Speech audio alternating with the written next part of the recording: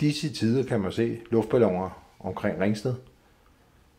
Og vi var inviteret ud til Danmarks største luftballon, der lettede for Jystrup torsdag aften.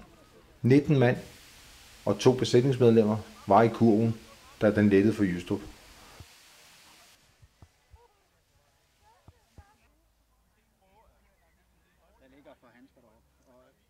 Men det er jo noget af det største.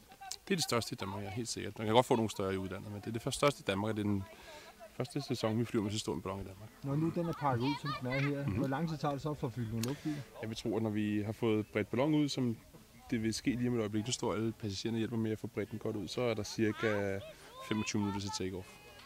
Den er rigtig, rigtig stor. Altså, det er Danmarks største ballon. Når den står fuldt udspillet her i dag, så er den 40 meter høj og cirka 20 meter bred.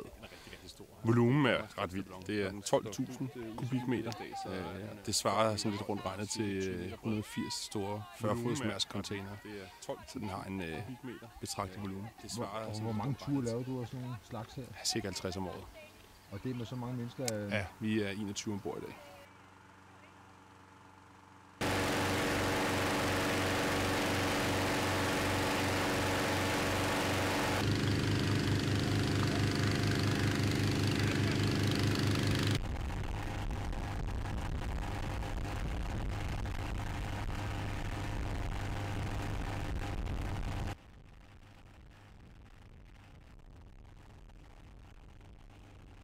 Hvad er det, du gør nu?